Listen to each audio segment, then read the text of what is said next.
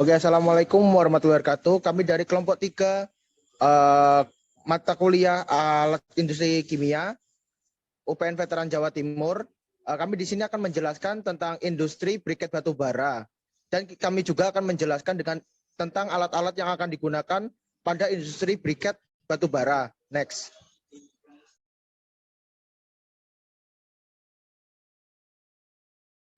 Untuk anggota kelompok kami terlampir pada slide, tetapi kami juga akan memperkenalkan diri masing-masing.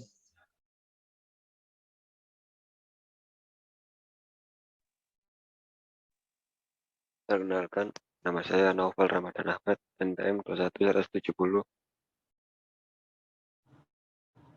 Perkenalkan, nama saya Fitra Guna Muhammad dengan NPM 21181. Perkenalkan, nama saya Adelita Sida Butar dengan NPM 21196. Perkenalkan, nama saya Otman Azam Abia Musa dengan NPM 2103 1010 202. Perkenalkan, nama saya Cuti Facia Lalita Mami dengan NPM 21203. Perkenalkan, nama saya Trina Dara Lorencia dengan NPM 21207. Perkenalkan, nama saya Ahmad Aris Sirul Ramadan dengan nomor NPM 224. Perkenalkan, nama saya Rana Arfian dengan nomor NPM 21225.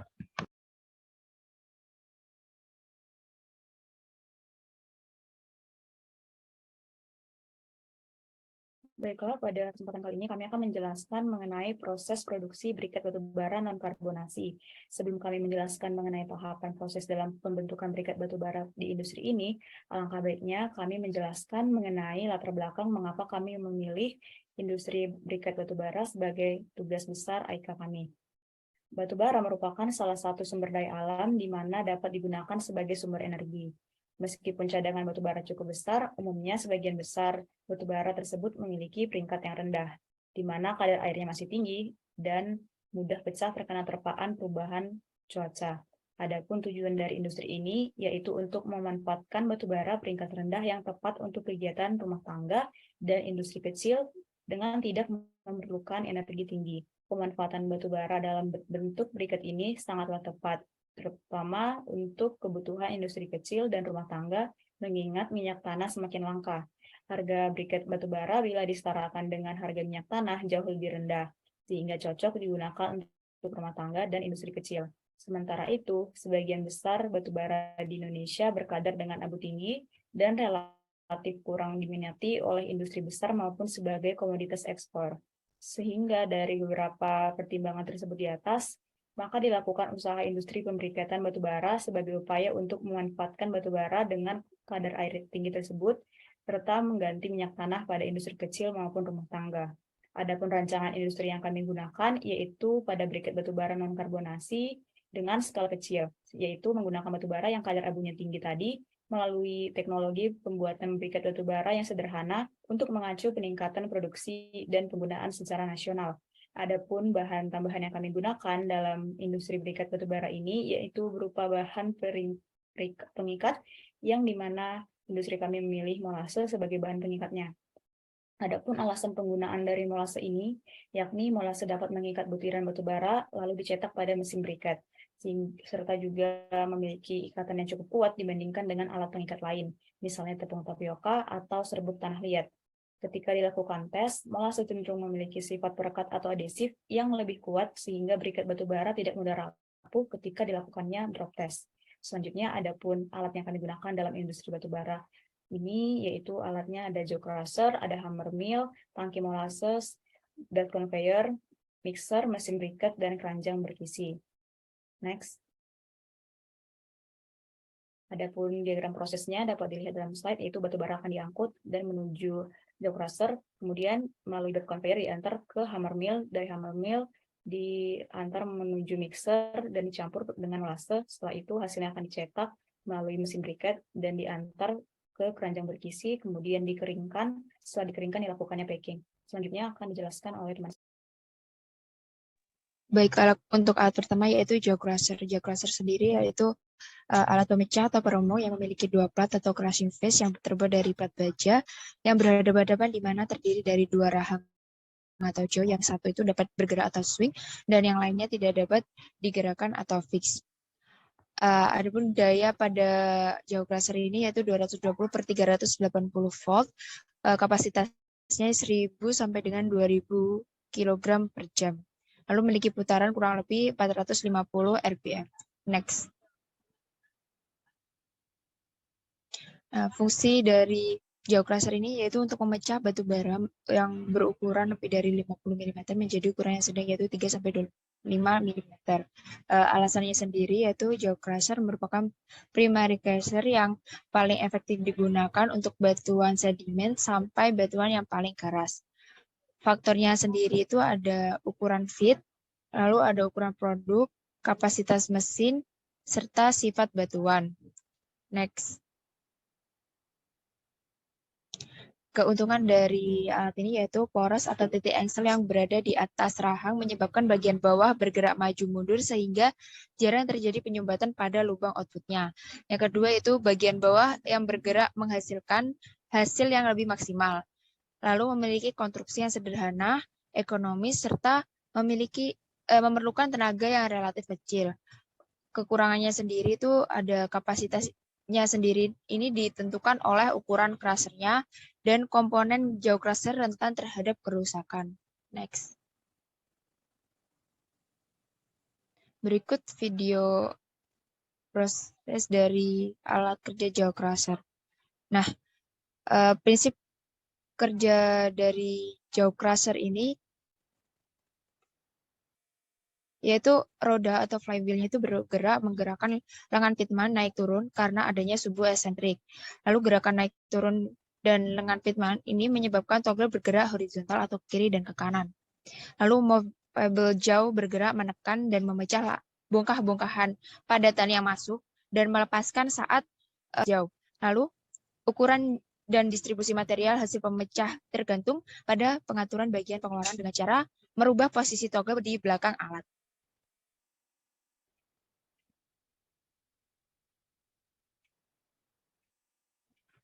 Untuk selanjutnya dijelaskan oleh teman. Baik, untuk selanjutnya yaitu belt conveyor, di mana belt conveyor sendiri merupakan mesin pemindah material sepanjang arah horizontal atau dengan kemiringan tertentu secara kontinu.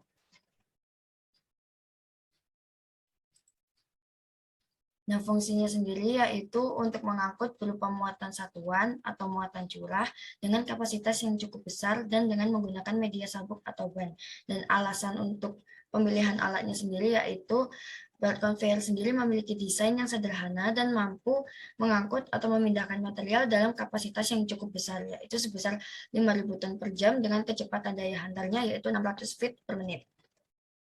Kemudian di sini ada gambaran di mana komponen yang terdapat pada belt conveyor, di mana belt conveyor ini memiliki motor sebagai penggerak utama, lalu terdapat head pulley atau katrol, di mana nanti ini katrolnya akan berputar seiring dengan berputarnya motor, dan juga ada belt sebagai pengangkut materialnya.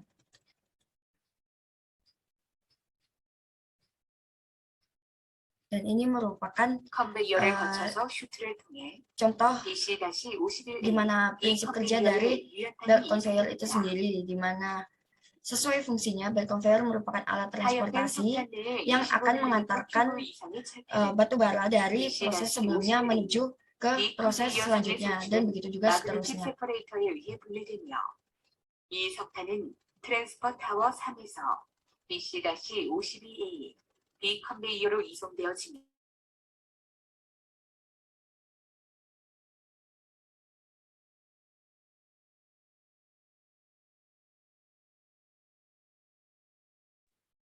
Lalu ada faktor-faktor yang mempengaruhi kerja dari belt conveyor-nya itu sendiri, yaitu yang pertama ada panjang conveyor, lalu tingkat kemiringan, tegangan sabuk, kecepatan pemuatan, kapasitas rata-rata per jam, bahan dan berat yang diangkut, rata-rata ukuran bahan, dan juga kadar air yang terkandung dalam materialnya. Lalu kelebihannya sendiri yaitu kapasitasnya yang tinggi, membutuhkan sedikit ruang, desainnya yang sederhana, operasinya mudah, memberikan pemindahan secara kontinu sesuai keinginan, mampu mengangkut muatan jarak jauh, dapat berbentuk horizontal, miring atau menurun atau kombinasi, dan dapat menggunakan tenaga kerja yang minimum. Dan belt conveyor juga memiliki kekurangan, diantaranya kurang cocok untuk bahan yang lengket dan juga bahan yang panas, lalu sudut inklinasinya terbatas, dan tidak dapat melakukan pengangkutan secara vertikal.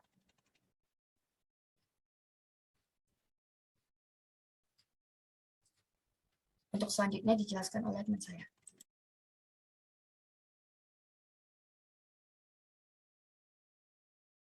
Baik, selanjutnya adalah Kemudian dari bahan setelah diolah dari jaw crusher, kemudian ditransport menggunakan belt conveyor, kemudian bahan akan diarahkan menuju hammer mill. Dalam hammer mill, bahan ini akan dihancurkan oleh hammer melewati celah antar hammer dan mendarat pada saringan. Jika bahan yang telah dihancurkan tersebut berkurang lebih dari lubang saringan, maka dia akan lolos, dan jika dia lebih besar, maka dia akan masih terus digerus dengan hammer. Next.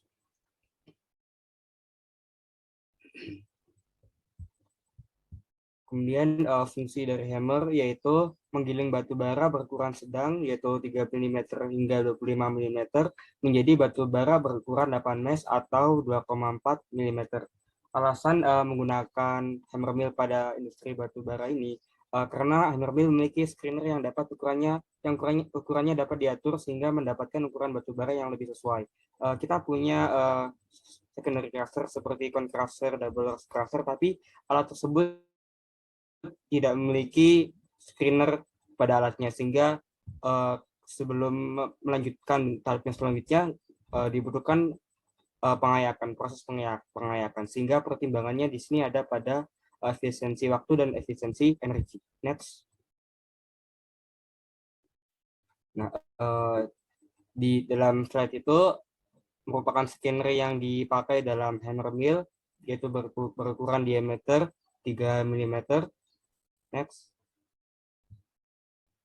Nah, faktor-faktor yang mempengaruhi hammer mill yaitu yang pertama, ketahanan dari material. Ketahanan material itu dipengaruhi oleh kerapasan dan kerapuhan dari kandungan mineralnya.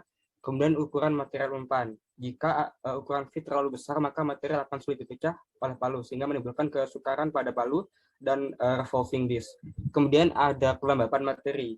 Materi yang lembab akan menyebabkan proses pengolahan yang agak sulit. Apabila material lembab akan dapat menyebabkan penumpukan material pada celah-celah hammer mill yang kosong dan lubang pada screen. Kemudian ada jarak terhadap screener. Jika palu terlalu dekat dengan screen akan menyebabkan sulitnya palu memukul dan menggerakkan feed atau material. Kemudian untuk kelebihannya yaitu konstruksi mesin cukup sederhana. Kemudian kelebihan selanjutnya yaitu ukuran hasil gilingan fleksibel seperti yang sudah disinggung tadi, bahwa hammer mill ini memiliki screener yang dapat kita kira-kira hasilnya. Kemudian tidak mudah rusak. Untuk kekurangannya yaitu mengkonsumsi energi yang besar pada awal penggilingan. Next.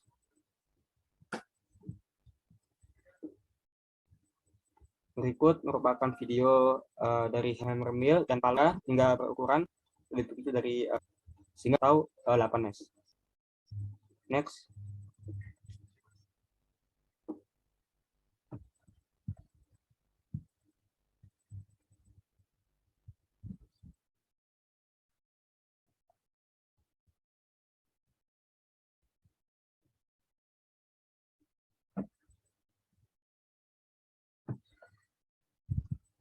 Selanjutnya akan dijelaskan oleh teman saya.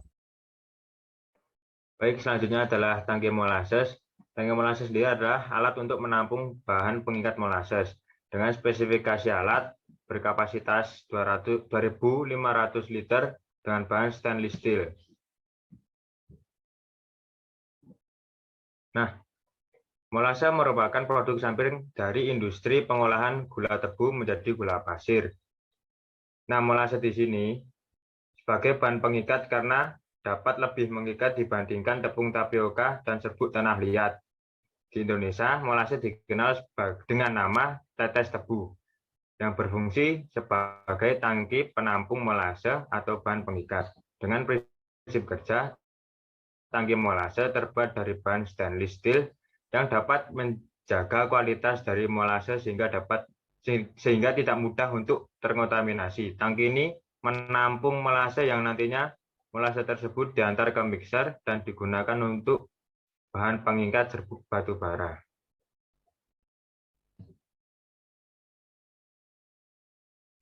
Nah, pemilihan alat ini dikarenakan tangki ini memiliki jenis ukuran yang beragam dan dapat disesuaikan dengan kebutuhan dalam industri briket batu bara. Selain itu, dengan alat ini maka kualitas dari molase tetap terjaga. Adapun faktor yang mempengaruhi yaitu sifat adhesif molase dan ukuran atau kapasitas tangki. Kelebihan dari alat ini adalah ukurannya yang bervariasi, lalu tetap menjaga kualitas molase dan cara perawatan yang cukup sederhana. Kekurangannya adalah melakukan pembersihan tangki secara berkala. Selanjutnya akan dilanjutkan oleh teman saya. Untuk alat selanjutnya yaitu ada mixer. Mixer sendiri merupakan alat pencampur yang digunakan untuk mencampurkan dua bahan hingga merata atau homogen. Nah, untuk di industri ini alat pencampur yang digunakan yaitu roll pan mixer atau bisa disebut juga Muller mixer. Bisa di next. Untuk prinsip kerja dari roll pan mixer ini sendiri yaitu dengan memanfaatkan energi listrik yang memutar dinamo. Lalu dinamo dihubungkan ke alat pengaduk yang terdiri dari roller dan juga scraper. Roller sendiri berfungsi untuk mencampurkan bahan dan sedangkan untuk scraper berfungsi untuk mengikis speed yang menempel pada dinding tangki. Bisa di next.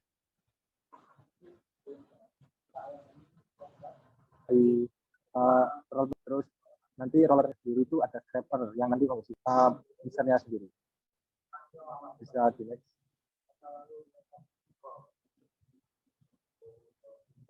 Untuk fungsi dari mixer ini sendiri yaitu untuk mencampurkan batu bara kering yang sudah dihaluskan tadi dengan bahan pengikat atau molase sehingga menjadi satu atau homogen. Nah, alasan dipilih roll pan mixer ini yaitu karena memiliki dua roll dan juga scraper yang sangat cocok untuk jenis speed yang lengket. Faktor-faktor yang mempengaruhi untuk mixer ini yaitu yang pertama ada ukuran feed, yang kedua kecepatan putaran, dan yang ketiga yaitu bahan tambahannya. Bisa di next. Kelebihan dari mixer ini sendiri yaitu dapat mencampurkan bahan dengan jumlah yang sangat besar, dan yang kedua memiliki kekuatan atau kemampuan atau power yang besar. Untuk kekurangan dari mixer ini sendiri yaitu sulit untuk mencampurkan dua bahan yang memiliki ukuran kecil atau halus. Dan yang kedua, tidak dapat mencampurkan benda dalam ukuran yang besar. Bisa dilihat.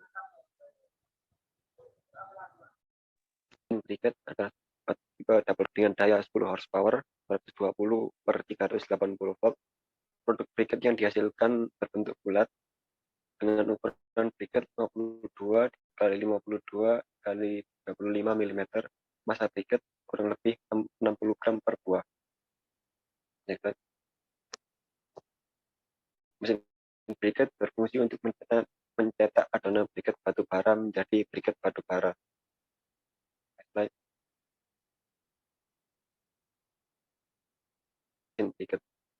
Mesin briket menyimpan adonan masuk melalui atas yang telah diantarkan oleh belt conveyor dari mixer.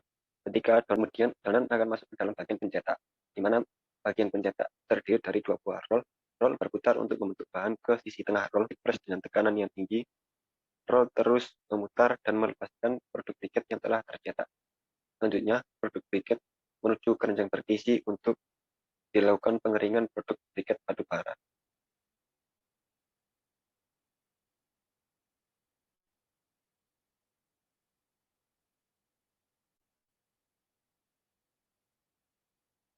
Alasan pemilihan alat mesin briket ini yaitu memiliki model yang sederhana dan penggunaannya cukup praktis. Mesin ini juga memiliki daya produksi yang baik. Untuk faktor-faktor yang mempengaruhi proses pada mesin briket yaitu kadar air, adonan atau feed, di mana apabila kadar air terlalu rendah maka pencetakan briket batu bara tidak akan terjadi. Namun apabila kadar air terlalu tinggi maka feednya akan terlalu lengket dan sulit untuk melepaskan ke conveyor selanjutnya. Untuk faktor selanjutnya yaitu kecepatan pemutaran roll. Apabila kecepatan terlalu cepat, maka kita akan tercacah-cacah. Namun apabila kecepatannya terlalu rendah, maka percetakan dari briket batu bara tidak akan terjadi. Faktor selanjutnya yaitu rata-rata feed per jam. Apabila feed terlalu besar, maka mesin briket tidak akan cukup untuk mampu menampungnya. Untuk faktor selanjutnya yaitu kadar adhesif adonan atau feed. Apabila feednya terlalu lengket, maka akan sulit untuk dilepaskan ke keranjang bergizi. Namun apabila kadar adhesifnya terlalu kecil, maka akan sulit untuk dicetak. Untuk faktor selanjutnya yaitu tekanan dari cetakan atau roll. Apabila tekanan dari cetakannya kurang, maka bentuk dari cetakannya tidak akan sempurna. Lalu untuk faktor selanjutnya yaitu ukuran dari produk yang dihasilkan. Untuk kelebihan dari mesin briket yaitu memiliki kapasitas yang tinggi, membutuhkan sedikit uang, desain yang sederhana, operasi yang mudah, dan menggunakan tenaga kerja yang minimum. Sedangkan untuk kekurangan dari mesin briket ini yaitu ukuran roll cetakannya yang terbatas dan biaya maintenance alat mesin briket ini yang cukup mahal. Tentunya akan demikian oleh teman saya.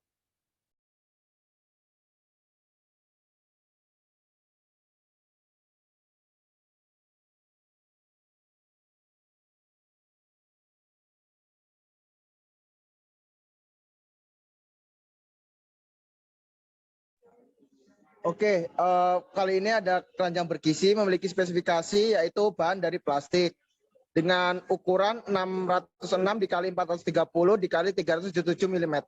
Next. Keranjang bergizi sendiri memiliki fungsi yaitu untuk mengangkut produk briket batu bara yang telah dicetak untuk dilakukan pengeringan. Nah, prinsip kerja dari keranjang bergizi sendiri, produk briket batu bara yang telah dicetak akan diangkut untuk kemudian dilakukan pengeringan.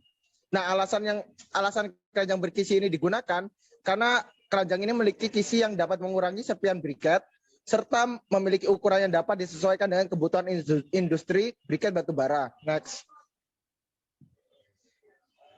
Faktor-faktor yang mempengaruhi keranjang berkisi yaitu kapasitas produk yang diangkut dan kekerasan produk. Nah, kelebihan dari penggunaan keranjang berkisi sendiri yaitu tersedia dalam berbagai ukuran, harga yang relatif murah, dan pembersihan alat yang cukup mudah.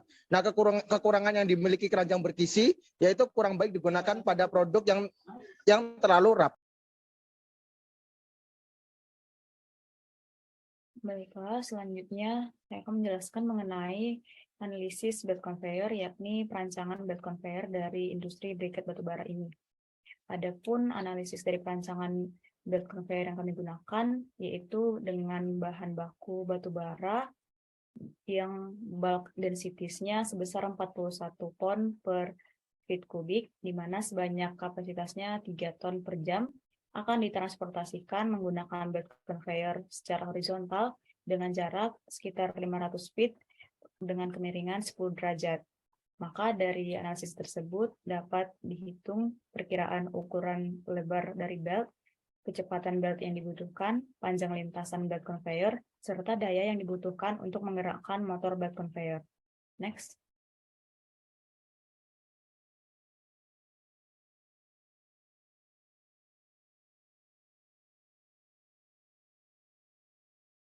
Nah, dari hasil yang diketahui tadi, maka berdasarkan tabel 5.3 dari buku Wallace, dengan material bulk densities 41 pon per feet kubik, itu merupakan termasuk dalam material coal lignite, di mana dengan rekomendasi pengeringan maksimalnya yakni 22 derajat. Next. Adapun berdasarkan tabel 5.3 Wallace tersebut, dari bulk densities sebesar 41 pon per feet kubik termasuk dalam coal lignite. Kemudian maka dapat dari 10 derajat kemiringannya itu termasuk dalam range di bawah 22 derajat, sehingga masih sesuai. Adapun ukuran lebar beltnya itu kapasitas 3 ton per jam merupakan kapasitas kecil, maka digunakanlah jenis belt conveyor tipe flat belt.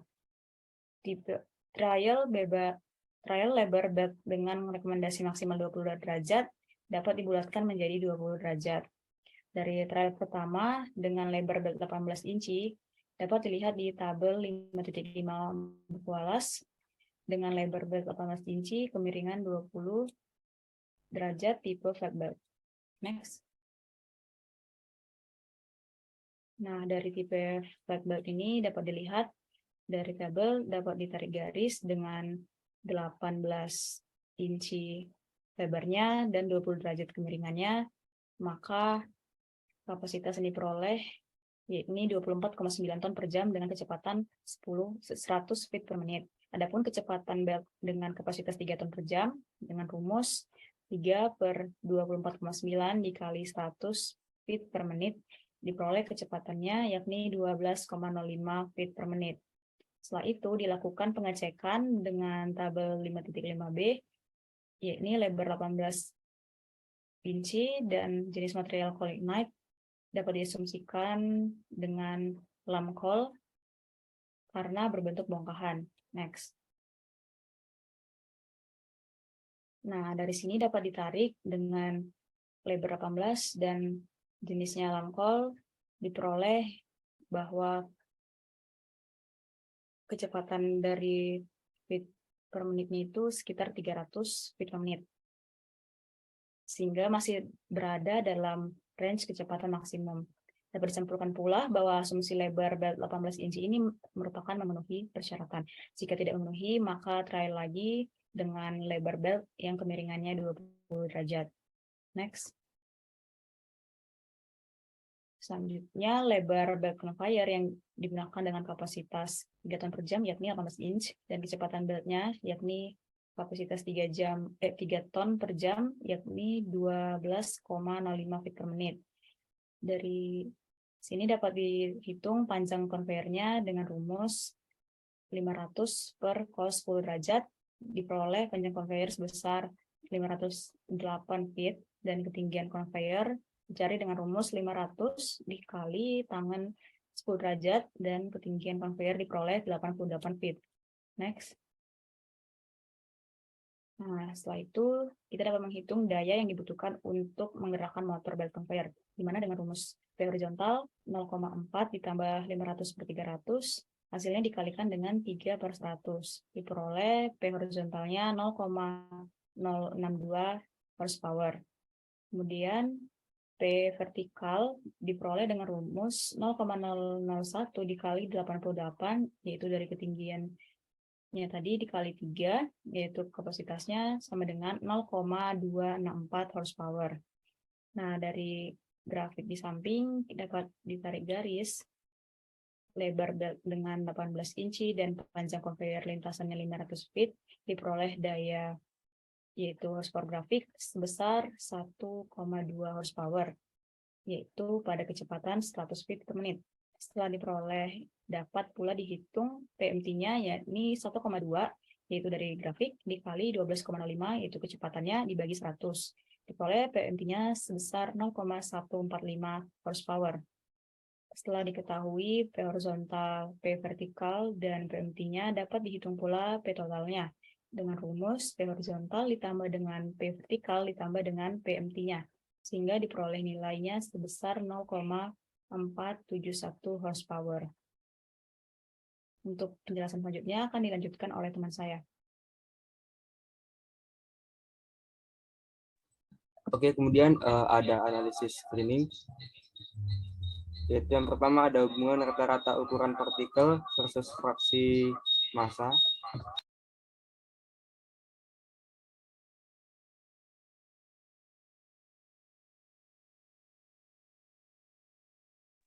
Di sini didapati ukuran mesh 348 dengan effort size dalam ukuran mikron, seperti dalam tabel. Kemudian didapati grafik hubungan rata-rata ukuran partikel dengan fraksi massa pada sumbu X. Diketahui rata-rata ukuran partikel dalam mikron, kemudian dalam sumbu Y merupakan fraksi massa dalam persen.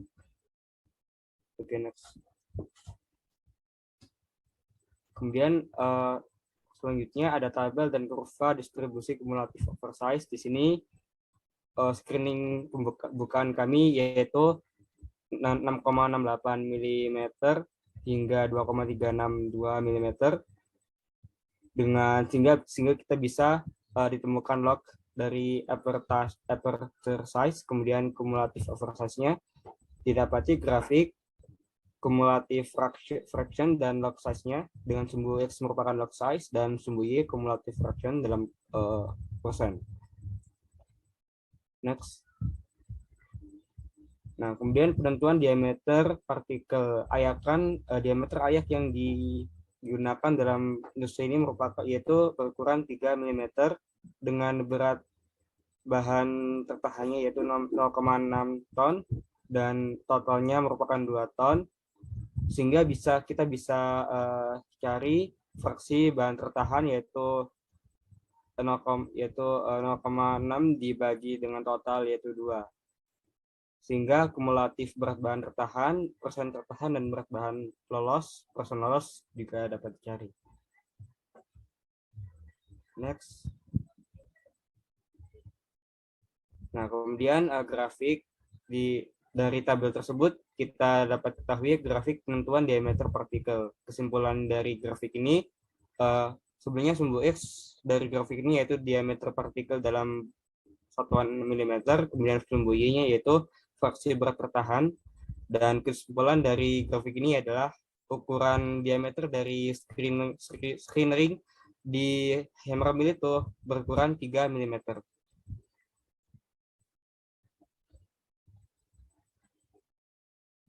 Next.